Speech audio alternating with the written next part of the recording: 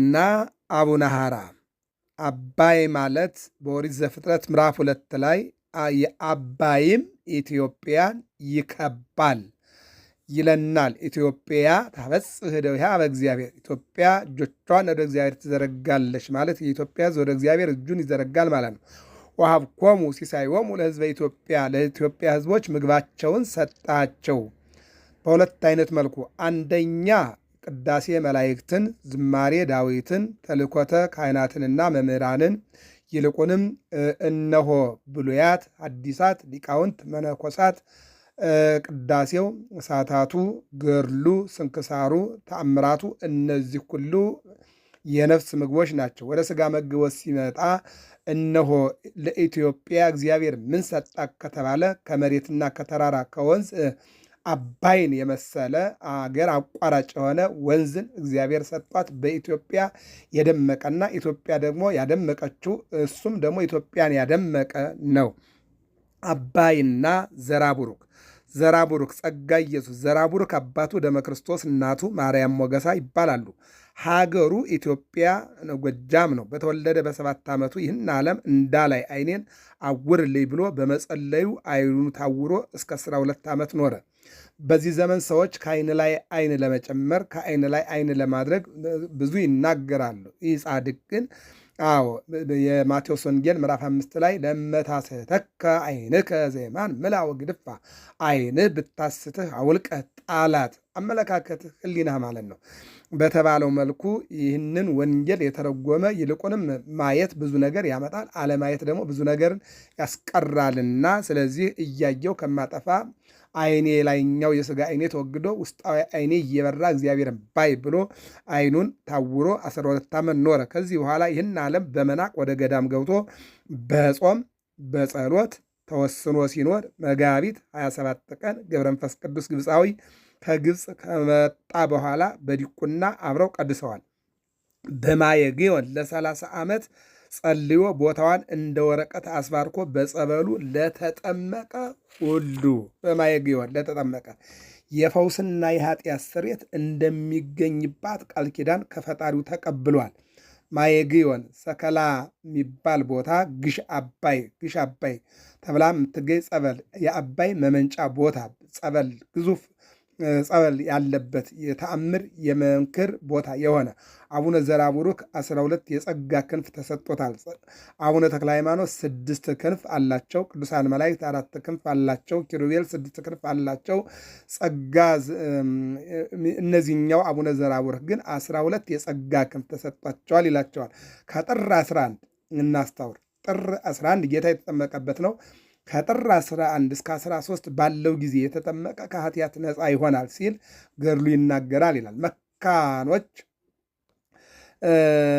በገድሉ ተዳሰው ልጅ ይወልዳሉ። መካኖች ካለ ቦታ ማለት ነው። መካኖች ማለት ግን ያልወለዱ ያለጠቡ።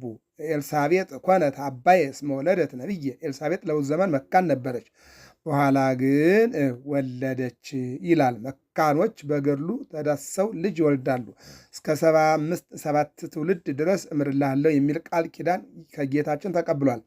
ከዚህ በኋላ ጸላኤ ሰናይ በአነሳሳቸው ሰዎች ተከሶ ወደ ፍርድ ሲሄድ መጽሐፉን ለማየ ግዮን አደራ ሰጥቶ ሄደ። በምድር ቤት 5 ዓመት በታሰረበት ጊዜ ፀሐይ ግንቡን ሰንጥቃ ገብታ ታሞቀው ነበር። ከ5 ዓመት በኋላ ከእስር ቤት ሲወጣ ለምግብነት ይቀርብለት የነበረው እንጀራና መጠጡ ዕለት የተዘጋጀ መስሎ ተገኘ። ከዚያ ተመልሶ ደቀ መዝሙሩ ዘሩፋኤልን አስከትሎ ግዮን መጽሐፌን ግሺ ሲላት ያለ እርጥበት በደረቅ ተገኘ ይላል የአቡነ አሮን ታሪክ። አቡነ አሮን ዘመቄት እንደዚሁ እሳቸውም በተጋድሎ ጸንተው መጽሐፋቸው ጥለው በስደት ሲሄዱ ወንዝ ላይ ጥለው ሄደዋል። ሲመለሱ እሳቸውም ወደ ወንዟ እዚህ ውስጥ እኮ መጽሐፌ ወርቆ ነበረ ብለው አንቺ ውሃ አደራሽን መልሽ ብለው መቋሚያቸውን ቢዘረጉ ወደ ውሃው ዳዊታቸው ወጣ፣ ቢያራግፉት አቧራ ተኗጠ። ከዕለታት አንድ ቀን ሥላሴን በአምሳለ አይናቁ ተቀብሎ ዓለምን እንደ አይን ጥቅሻ ጎብኝቶ ብሄሞት እና ሌዋታን የተባሉ ግሩማን አራዊት አሉ። ዓለምን ዙረው አቅፈው የሚኖሩ ማለት ነው። ከግርማቸው የተነሳ ሰው ከሩቅ ሲያያቸው በድንጋጤ ይሞታል። በፈጣሪ ትእዛዝ ገርመውለት ጥርሳቸውን ቆጥሮ ተመልሷል። ዕለተ ዕረፍቱ ሲደርስ መልአከ ሞት አይቶ ይላል በፍርሃት ወደ ኋላው ተመለሰ። ድንገጸ ወሪደ መልአከ ሞት ወገባ ድሬው ወቆመ ርሑቀ እንዲል ገድለ ዘራቡሩክ። ዘራቡሩክን አይቶ ፈገግ ዘራቡሩክም መልአከ ሞትን አየና ሲደነግጥ ፈገግ አለና ሳቀ ይላል። ዘርአቡሩክ ዘር ቡሩክ ዘር ቡሩክ ዘራ ቡሩክ አይቶ ፈገግ አለና ራሱ ከታጠበና ከተገነዘ በኋላ መልአከ ሞትን ጠርቶ በተወለደ በ482 ዓመቱ በ482 ዓመቱ ከዚህ ዓለም ነፍሱ ተለየች። በዚያም ሰዓት ብዙ ተአምራት ተደርገዋል።